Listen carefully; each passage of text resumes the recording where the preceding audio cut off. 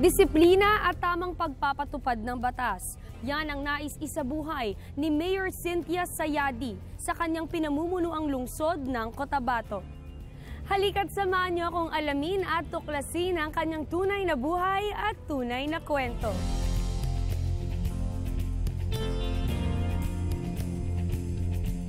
Wala tayong ma-achieve kung walang disiplina.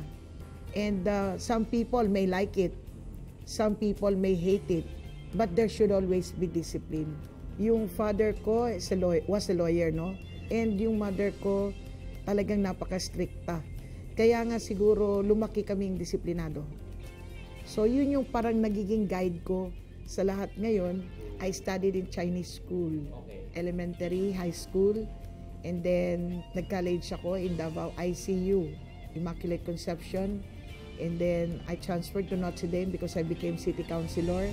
Sa kabila ng kanyang galing sa kanyang trabaho bilang abogado, hindi rin nawala ang panganib na kaakibat ng profesyong ito. Nag-practice ako ng law. Yun yung siguro yung mga cases na masasabi mong ayaw i-handle ng ibang abogado. Delikado, no? Yun bang nandun yung challenge, nandun yung thrill? Yun yung gusto ko. Doon ko rin naranasan yung naharas yung bahay ko, nabarel yung mga tao ko.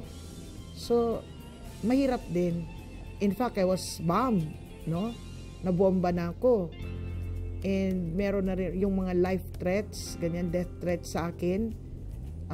It became my breakfast, eh. Masasabing matagumpay ang kanyang karera sa larangan ng hudikatura. Pero hindi pa rin niya natalikuran ang tawag sa paglilingkod sa bayan. Actually, I became a city councilor at the age of 16. I served as youth sector representative. After a period of about 8 years of practice, I decided to join the government as Solicitor General of the Autonomous Region. I decided to join the city government in 2010 as city administrator. In 2015, he asked me to resign. I told my brother, bakit mo ko pinaparesign? Sabi niya, I wanted you to become my vice mayor. Yun nga, nag-run ako and I won. At sa hindi inaasahang pangyayari sa kanyang kapatid, ay sabay nitong binago ang kanyang pamumuno sa lungsod ng Cotabato bilang unang babaeng mayor. In September 22, yun nga, he died. So, I assumed as mayor. Sabi ko sa kanila, wishful thinking nga siguro, but 2 to 3 years from now, hindi nyo makikilala ang Cotabato. I think, to a certain point, I was able to instill discipline sa aming mga kababayan.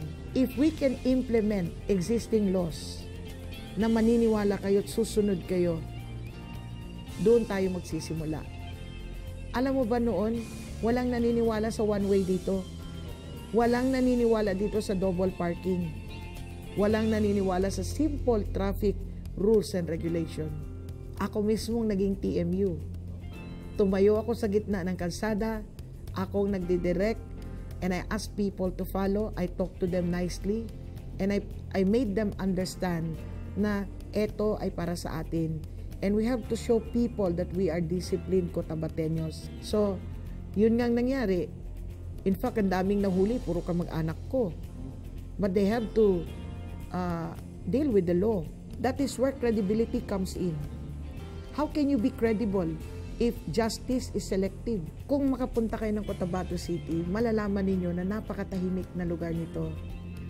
Bukod sa pagiging mabuting ina ng bayan, hindi niya nakakalimutang maging mabuting ina sa kanyang mga anak. I always have time for my family. Usually it's weekends. I stay at home the whole morning, the whole afternoon. And when the night comes na kailangan ko namang lumabas o mag-check, that's where lalabas ako. Ayoko ng drama, ayokong umiiyak, ayoko ng horror. Siguro, to a point, no? Kaya siguro, ayaw ko rin ng yung parang malungkot.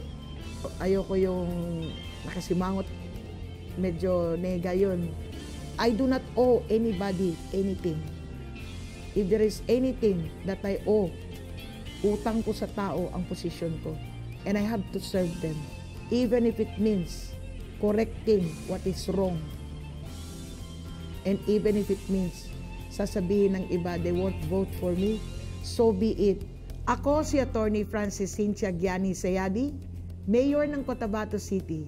Tunay na tao at yan ang aking tunay na kwento.